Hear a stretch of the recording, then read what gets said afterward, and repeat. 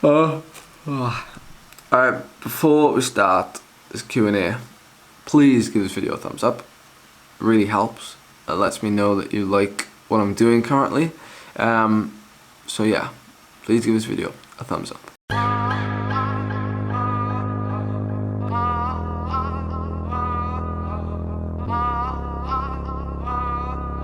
Good morning YouTube, good morning everybody. Today is that Q&A that I promised you that I'd do. Not a lot of questions, but some pretty good ones nonetheless that I'm sure you can get some insight from. We don't want the Q&A, we want more videos of what you've done recently, like back-to-back days and like showing us exactly what you do and all this. Well, I had a bit of difficulty on Monday. I had to ride back from Cardiff, which was just over 50 miles with a rucksack on. It had my laptop, it had my camera, it had like everything in, and it weighed 5 kilos. I know what you're thinking, like, welcome to our world, but I regularly ride with a heavy rucksack. Not quite as heavy as that, but I regularly ride with a rucksack. Let's get on with the Q&A. Let's get right into it. Could you talk about your nutrition to be as light as possible but still remain enough energy days before the event and on race day? I'm sure I mentioned quite a few times what my nutrition strategy was.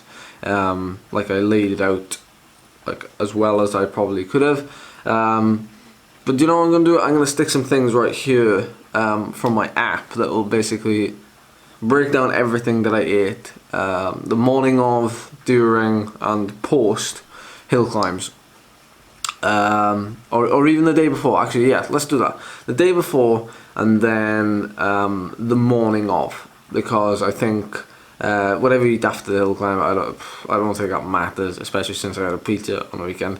But yeah, the day before, because you're obviously conscious about you don't want to gain too much weight overnight, you don't want to hold on to water, and yet you still want to be able to perform.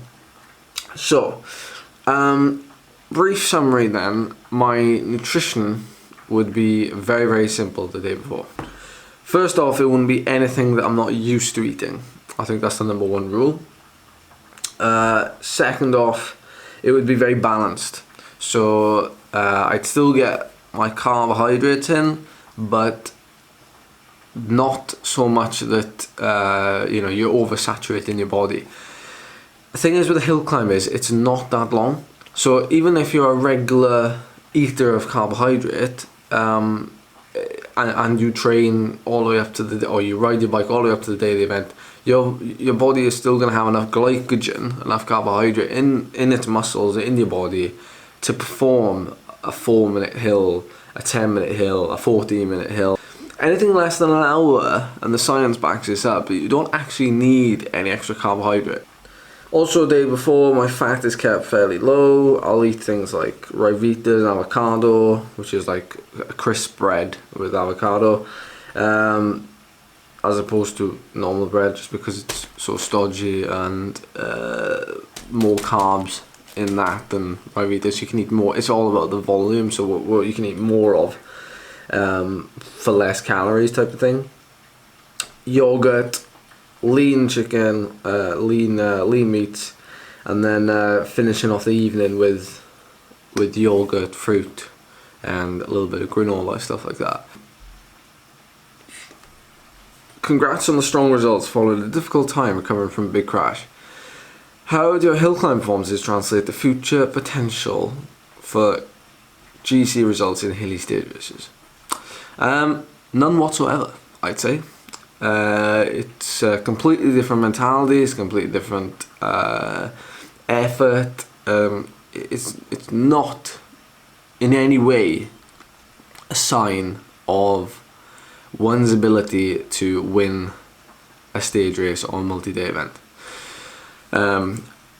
You could say though that me doing the hill climb Saturday and then doing another one the same length on Sunday, both quite long, like over 30 minutes, that's a good sign that you can do back-to-back days of these hard efforts. But to be honest, you should be able to do 3 of those 15-minute efforts in one ride. which I can do. Maybe not at 400 odd watts that I was doing, but maybe 10 watts less, which is a lot more sustainable. But as much as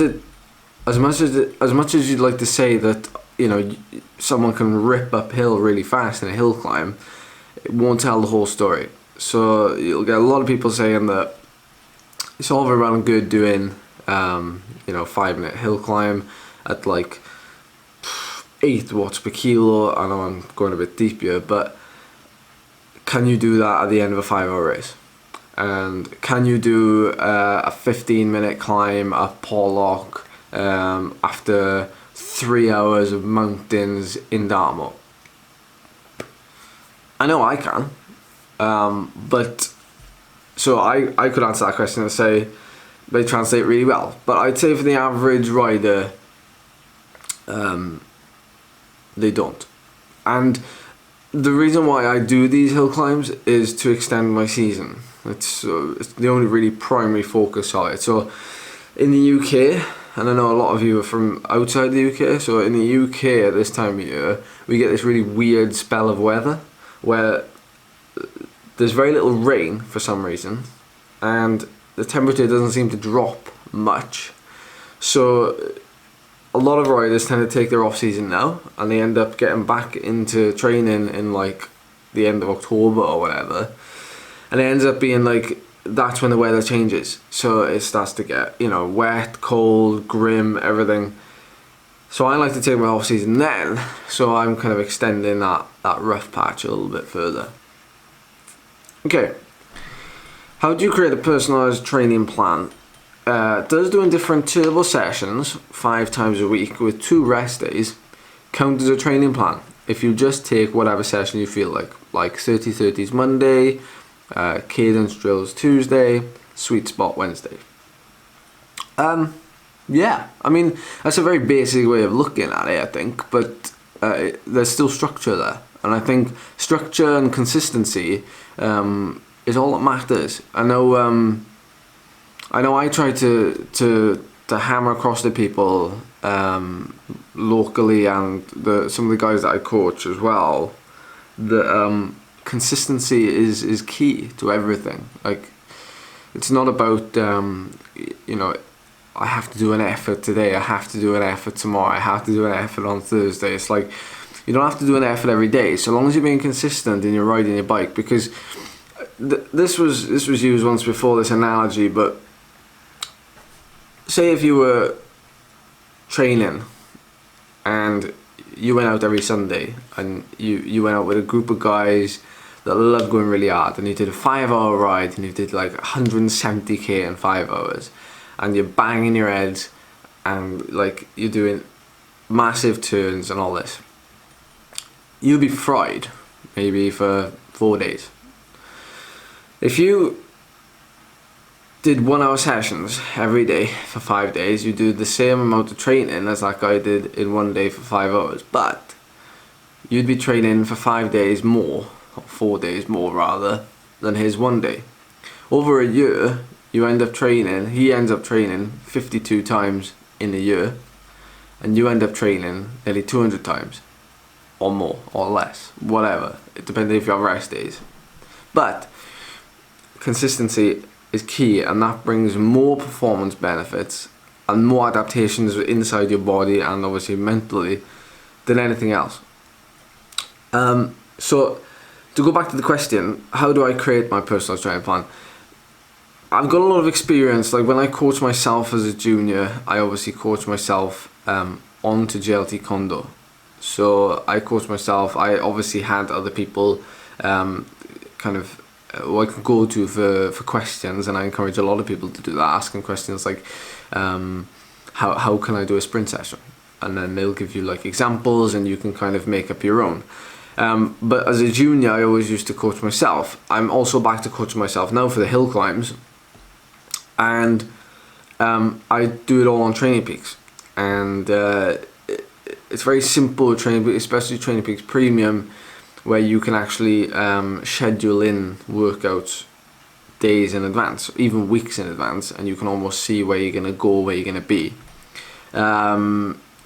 this isn't an ad for Training Peaks, by the way. It's plenty of people use Training Peaks. It's probably the most used software out there. Doing different sessions every day is great, but maybe not make it a hard session every day. So the 30-30s on Monday, the cadence stuff on Tuesday, cadence stuff.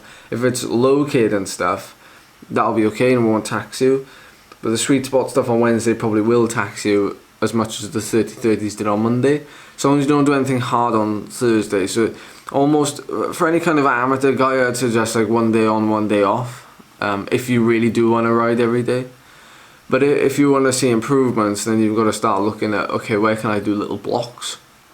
So you could, and that's where you can actually have rest days. So you'd have like Monday completely off, for example, and you'd have 3 days of like kind of structured solid training, and then a complete day off Friday, and then a weekend of solid training. That's the most general kind of pattern that anyone has followed. There's Monday off, Friday off, 3 day block, 2 day block. Hope, like, I mean, these questions have been fired across from people on my previous video on the comment section. So if you want to go back and watch that on the weekend, I've also created a playlist now of all the hill climb videos in one place. So if you want to find them really quickly or recommend them to people, they're right there on the playlist. And yeah, I mean, that's about it. I mean, this week I've got 2 hill climbs again, Saturday and Sunday, Bulk and Regos, 2 famous climbs in South Wales. Enjoying what I'm doing at the minute. I'm really enjoying it. I'm going out for a little ride today. This is a steadier ride today because yesterday I did a 3-hour evening ride, so I'm still quite feeling it actually 8 o'clock in the morning because it's only been 12 hours since I've got in. So last night's ride went really well, so well in fact that I set a new 1 minute power. What was it? 650 watts for 1 minute at 59.5 kilos. Yeah, it's nearly 11 watts per kilo. I couldn't believe it myself, to be honest. But it kind of leaves me a bit kind of, I don't know. Monsell Hill climbs this weekend, which is like a 1 minute 14 climb. Malcolm Elliott, the great Malcolm Elliott, has got the record. It stood forever up there, and I kind of wish that I was going up there and doing that now. That's all from me. Oh, one last question. Are you doing a national hill climb? Yes. Thanks for watching. I'll see you again soon.